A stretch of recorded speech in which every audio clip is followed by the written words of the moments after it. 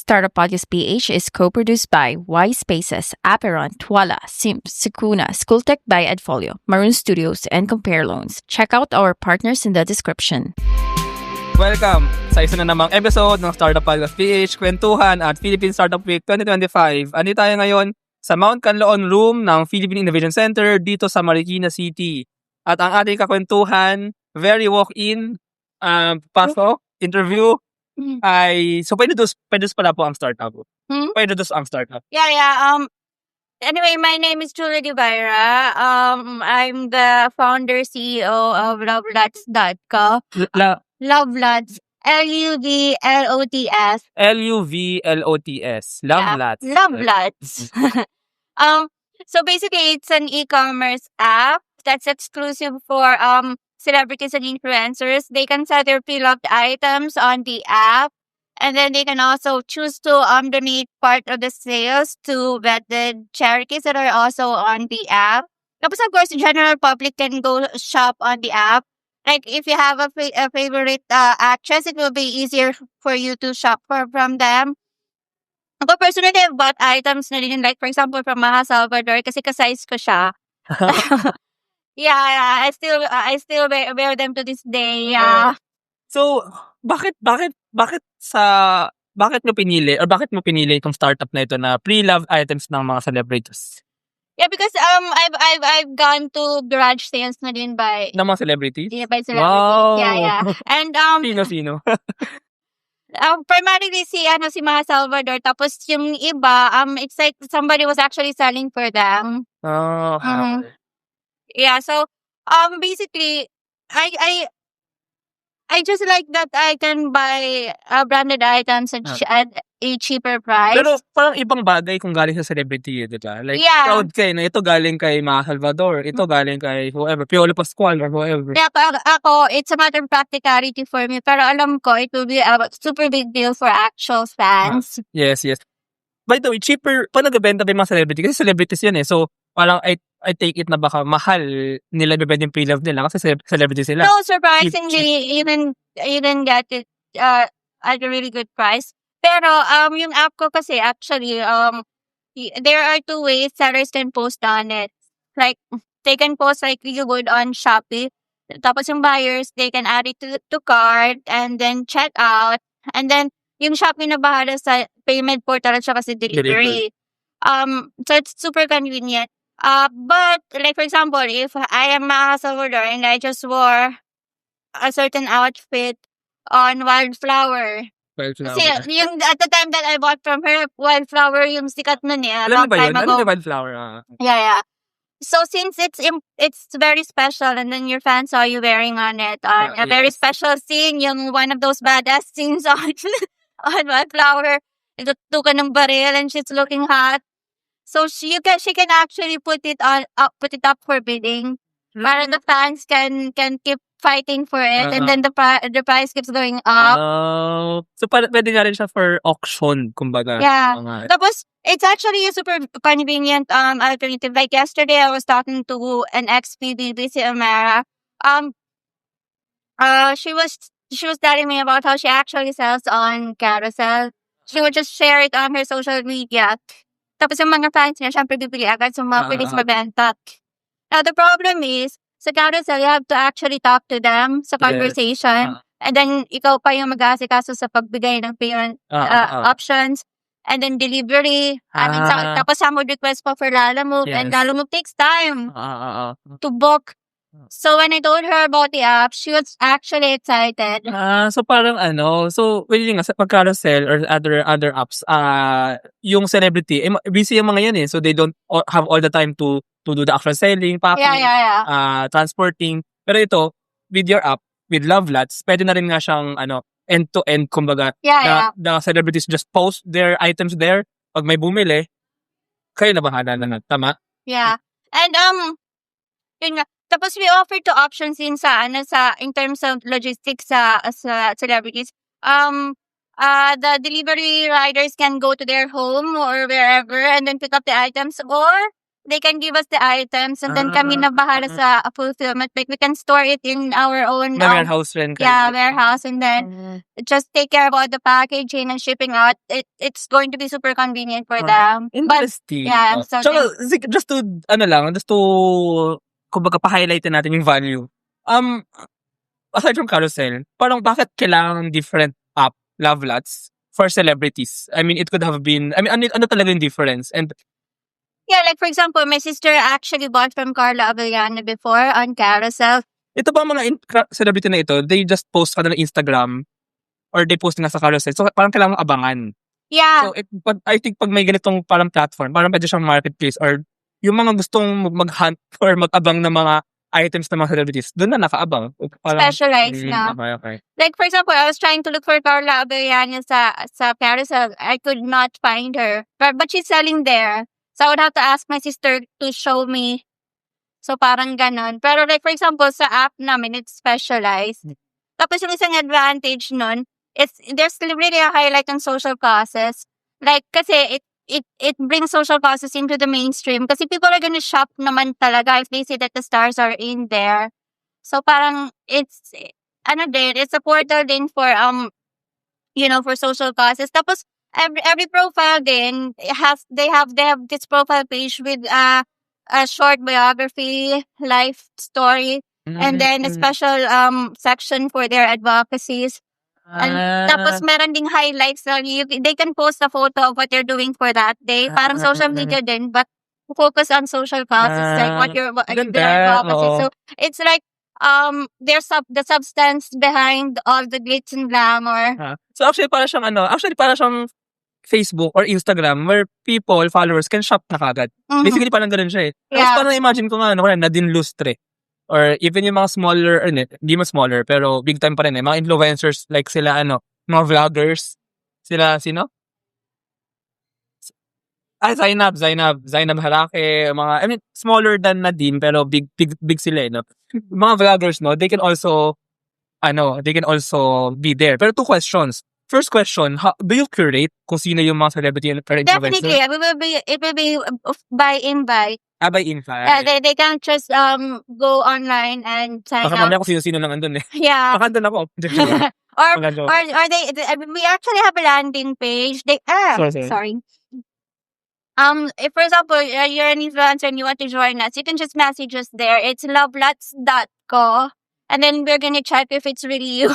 Yeah. So but otherwise, it's by invite. What's gonna happen is we are going to write create a profile, write the biography and stuff, and give them the login details, and then they can change the password, and then they can change their information if they don't like what I wrote about them, for example.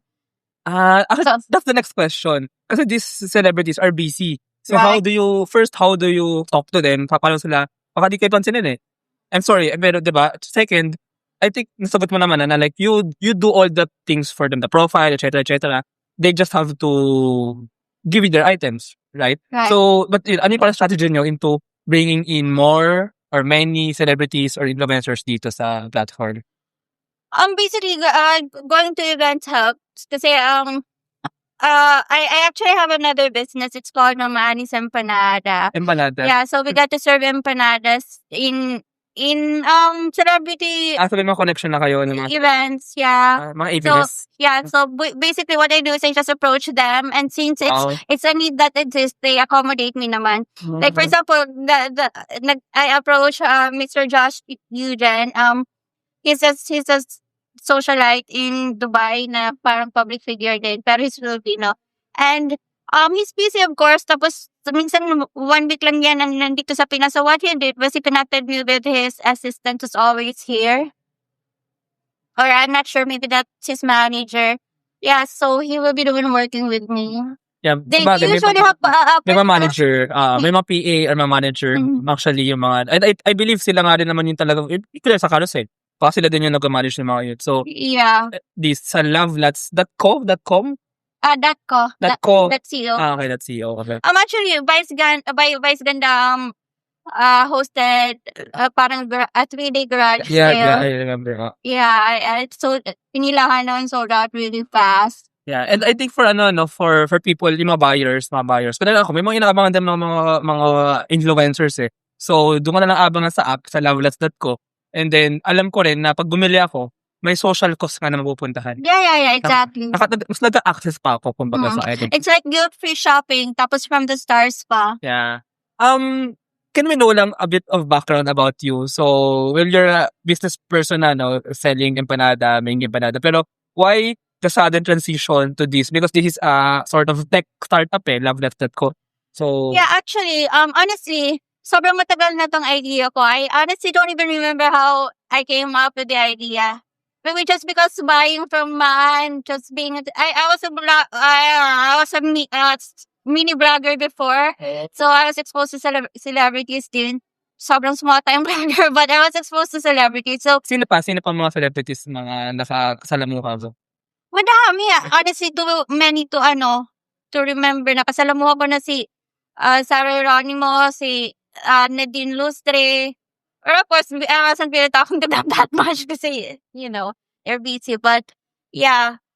So, parang, I think may need lang before. Tapos, at the time, pre-pandemic pa yon, I actually talked to the CEO at the time of Mint owns GCash. Yeah. So, at the time, hindi pa masyadong cashless yung Pilipinas. And then, they wanted to promote going cashless. Tapos, sabi ko sa kanila, I'll make you the exclusive payment portal for my app. Tapos, since people are gonna want to join kasi their favorite celebrities are in there, they will not have any choice but to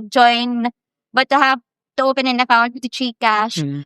Kaso, ang dami ng GCash ngayon eh. yeah. So, at the time, sasabi nila, yeah, just email us when the app is done. Kaso, hindi nag-deliver yung tech person ko kasi, yeah. What year pa? Ano year pa yan?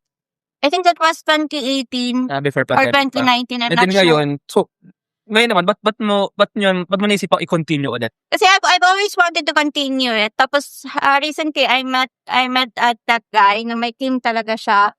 Developer app ng mobile. Oo, tapos lately kasi, because of my empanada business, na-expose na naman ako ulit sa mga celebrities. I have access again. So, it's like the right time na rin. So parang rin siya, it's an opportunity that you saw, and as a natural business person, and may access ka naman sa tech developers, and meron kang network of celebrities, or at least meron kang access. So parang i-combine mo lang, and then lovelets.co. Siguro challenges. Parang development stage pa lang now, pero ano yung na-foresee mo even na challenges? Or yun nga, na-mention mo kanina na tech guy before, hindi na ako deliver. So ano yung mga naranasan mo or mga ina-expect mo maranasan ng mga challenges in this journey? At this stage, hindi ko pa masyadong na-foresee yung actual needs ko by that time. Pero right now, I'm putting everything together na naman. Like, I've already contacted the CEO of Delivery. So, sila yung para sa logistics. Tapos, they seem trustworthy naman. Pero of course, and then their season naman. So, at least I have that covered. So far, my development team is really proving their methods. I mean, they're proven to be reliable. Tapos madami na ako nakakausap na celebrities din na interesado mag-sign up. So, since I am at this point where everything is to be, yun yung challenge the uncertainty of it. Okay. Like, good answer. Yeah, uncertainty is always very uncomfortable. Tapos pagdating na rin ng time, of course, I have to make sure that the finances are managed well. So I'm still looking for. So ngayon mag-isa ka lang? I mean, aside from the tech person? Yeah, actually. Wow, sole founder. You might want to find a co-founder. No, I'm looking for a COO sana. COO. And then a CFO. Yun yung kulang ko. Okay. Chief Operations Officer. So you're gonna be the CEO, Chief Executive Officer. I already have a CMO. I already have a CTO. Okay. So I need a COO and a Chief CFO. Operations and a Chief Finance Officer. Oh, okay. Interesting.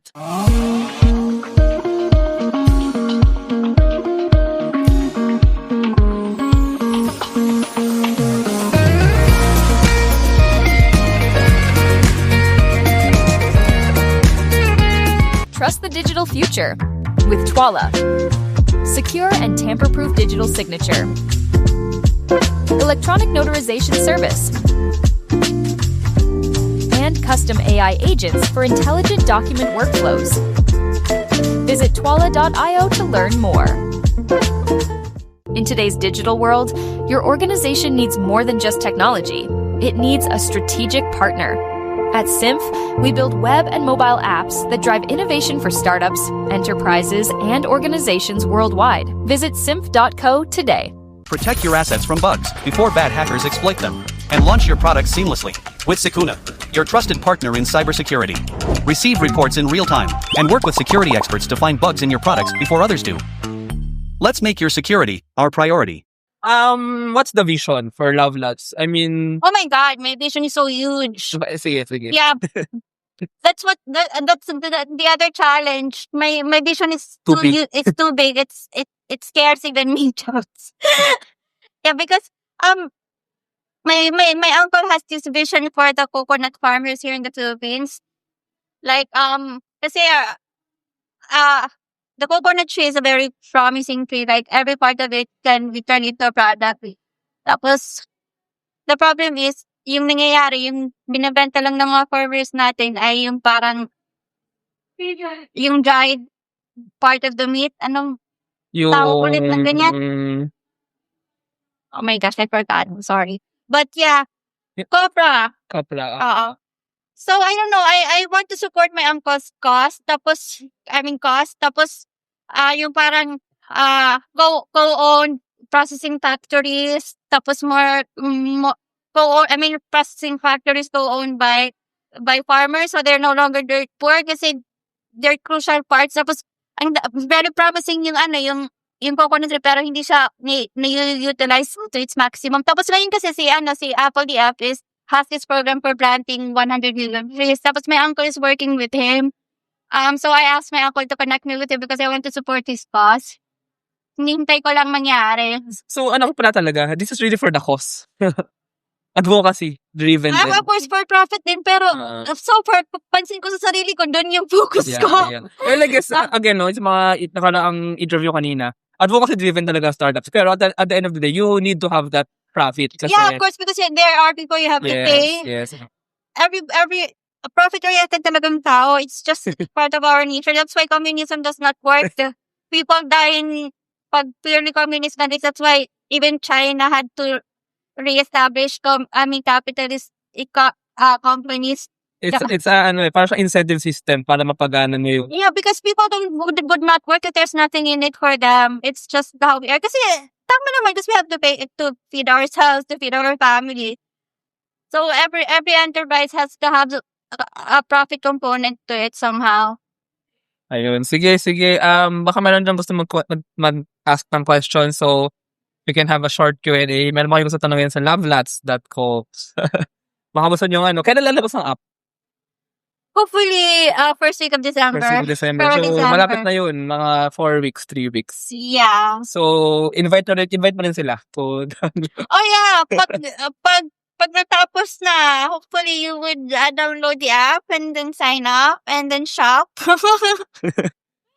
By the way, sige, so yung business model nito, of course, this has a business model eh. So, when people buy, parang merong convenience fee, right? Merong percentage sa inyo, sa business. Yeah. So, parang you call that, ganoon naman lahat ng e-commerce eh. May parang convenience fee. Yeah. Pero minimal lang, gagayahin lang namin yung iba.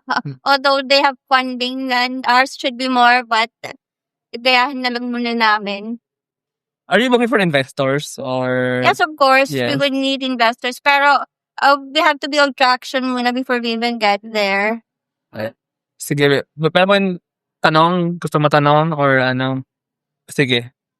Ayan, sige, ulitin ko na sa mic din.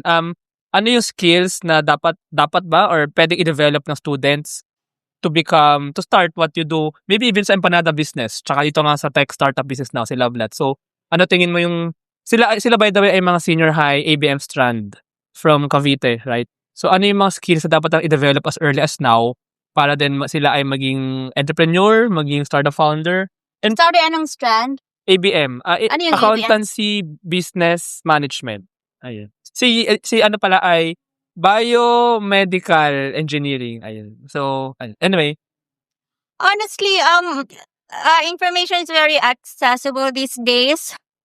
I think what you should be developing are soft skills, like just the courage to actually go out there And go sa podcast now. and do things. Pero kasi at my age, at my very advanced age, unfortunately very advanced age, char. Isa pa talaga matututunan. You can keep learning courses online. Tapos pili mo natututo ka na. But when you implement it, that's really how you truly learn. Kasi pag hanggang concept lang, pag hanggang ideas lang, honestly, pagdating mo sa implementation, dun mo re-realize na I so don't know everything. Para sa implementation mo talaga ma-learn. So you have to be willing to just take a leap, do it even if you're not ready, tapos learn along the way. Learn along the way. Practice rin talaga. I mean, not practice, I mean, implement and you learn talaga the business as you do. Tapos everything is about execution. Kahit tanungin niyo yung mga investors, we don't care about your idea. Show us how you execute it. Get it done. Actually, very, very, very true. Idea is cheap, execution is king. So, ikaw pala, so like, sorry, if I may ask lang, did you work ba dati or diretso ka sa business? I worked before. I was a writer, but yeah, kasi kahit college pa lang ako, nagsusulat na ako to earn money. So it was something I was doing for money. I was not passionate about it kasi, yeah. So, well, writer, and then kailan nag-start yung empanada? Oh, just mga 2 years ago. Medyo It's recent something I did with my family, actually. Hobby ba yun? Nag-start na hobby? Empanada, baking? No, it was something my mama did to help actually with the finances din. Kasi hindi yun matigil. So we started selling it sa village namin. And then it proved to be mabenta naman. Okay. So, baka may question pa? Ako may question pa ako. Is being a businesswoman, an entrepreneur, more worthy, masulit ba than being an employee? There's no correct, there's no single answer to that kasi it depends sa personality nyo. For some personalities, better you will be better off as an employee kasi there's more certainty to it, there's more security. There's more peace of mind kasi everything is expected, tapos parang linear. Kasi honestly, being an entrepreneurship, it's not easy. Madaming uncertainties. Tapos, you really have to work hard kasi unlike pag-employee ka, if the business is not doing so well, sasweldo ka pa rin. True. If you're an entrepreneur and the business is not doing so well, kumusta ka? Kasi not only will you have nothing for yourself, kasi may mga babayaran ka pa. So, you have to have the personality for it. So, depende kung anong personality mo. Kasi ako, uncertainty is very uncomfortable for me. But I'd rather deal with that discomfort than being in a 9 to 8 job that I have to be in the office. Tapos, nakaupo. Tapos, hindi nagmi-misbehave ako. Tayo ako ng tayo. Siyempre, nakakahiya sa sa supervisors mo, ganyan. So, depende talaga sa sa personality. Actually, share lang din ako, ako, I have a full-time job actually. I have a full-time job now. Dati, nagtuturo ako, teach sa UP Diliman, professor. Then ngayon, may full-time job, I work for a startup. Tapos, grabe talaga yung difference na pag startup founder ka, pag ikaw yung isang business owner. Ako ngayon, siyasweldohan ako so medyo siya, madali ma-expect. Pero yung mga startup founders that I talk with, and even yung sa where I work now, ang usapin dun, pag lugi, mga 10 million. Ganun malalaki 2 million. Sakit, hindi siya, kung madali ka ma-heart attack, mahirap siya. So, 2 million, 10 million. Pag kumita rin naman, ganun din naman. 10 million, 5 million. So, it's very, kapag risky siya. So, I believe rin, I agree din, it depends sa personality. Ako, medyo medyo, frankly, hindi malakas ang puso ko Hindi ako risk taker Kaya ako podcaster lang medyo ka lang. Pero kaya yun. So, I chose a path na mayroong consistent salary pa rin. Pero, may podcast, may business side pa rin ako. So, at least, diba, I get the best of both worlds. Moderate. Moderate. Yeah. Yeah, that's so true. If I don't have the stomach for it, like, dati I was part of the mentorship program ng DTI. Tapos, syempre, mga co-business owners ko yung andon. But sometimes people talk about the challenges of being a business owner. Like literally, even a hospital. Are you ready for that? Education is evolving, and so are we. Introducing School Tech by Edfolio, your all-in-one school management solution. Built for schools of all sizes, School Tech bridges the gap between school and learning management. Driven by passion, School Tech makes educational technology accessible, affordable, and easy to use for schools everywhere. With an integrated approach, School Tech simplifies management across different departments and enhances efficiency in operations. School Tech transforms the way schools manage, teach, and learn. School Tech, taking school management solutions to the next level.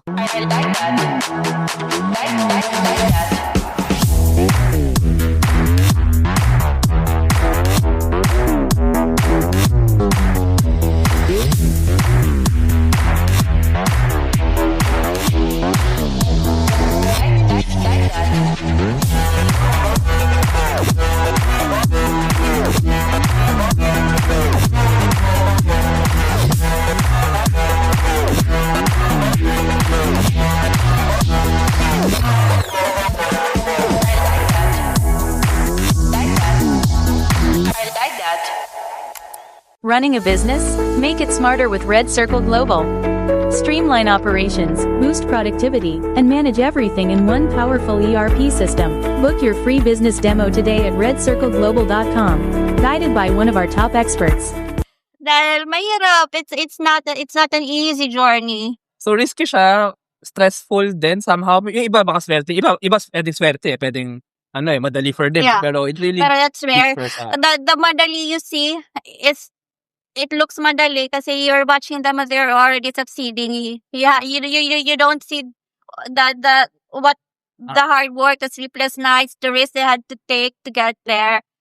Overnight successes are really an overnight success. Yeah, like sabi ni Gavin O'Leary, entrepreneurship is really, really hard, but it's the only true pathway to freedom. Kasi Actually, ako, that's true din. importante sa akin yung freedom. Ayoko natatali. So, okay na sa akin yung yung paghihirap ng journey. Kailangan ko na talaga isingit unless kung nepo baby ka. Oh my gosh. Yeah, actually, the best path is generational wealth. Joke lang. But since hindi tayo contractor, we have to choose from two different paths that have its own challenges. Yeah, so, yeah. Wait, pero sa mga nepo babies, nahihirapan na rin yan matulog ngayon kasi people hate Kasi them. nagalit ng mga tao. But anyway, tama na yun kasi ibang usapan na yan. But anyway, Yeah. yun. So sana naka-impart tayo ng onting experience and thoughts for you to think about. Yeah, advice ko sa inyo, get to know yourself. The best way to get to know yourself is to put yourself out there. Sige. Yeah.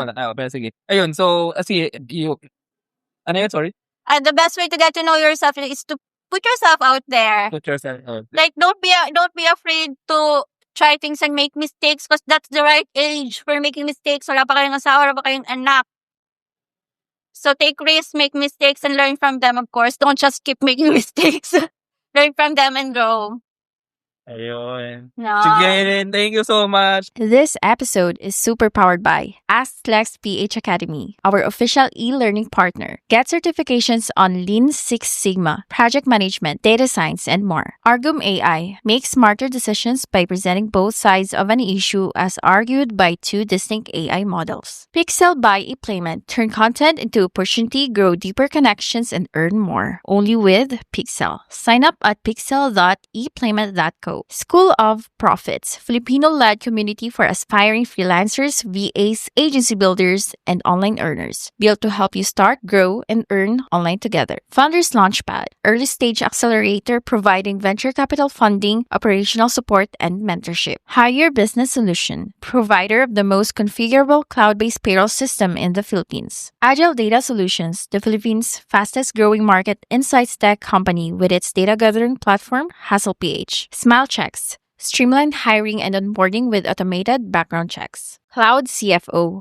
cloud accounting service provider for business ready to grow. Cloverly, all-in-one digital platform for property developers. Body Beauties, accessible and personalized diabetes self-management application. HKB Digital Services, tech-based business tools including payroll, ticketing, and loyalty rewards. Hyperstocks, digital banking enabler for rural and thrift banks. One CFO, CFO services, bookkeeping and tax, and payroll processing for startups and small businesses. Wonder Brand, data science-driven brand strategy and design for emerging markets. DV Code Technologies Incorporated, IT solutions specializing in software development, blockchain smart contracts, digital wallets, and cybersecurity. NutriCoach, personalized nutrition and weight loss programs for you. This episode is powered by Kanzen Barley, East Point Business Outsourcing Services, Filipina Home-Based Moms, Hex Colony, Sugbudok, Algacon Aqua Feeds, Juan Alge, Grey Wolf Technologies Philippines, Pareto Consulting, Jur.ph, Big Giant Games, Pahatid PH, Wasteless PH, Tech Tribe, Uplift Code Comp, Board Prep, Sirius MD. Support the podcast through the links in the description.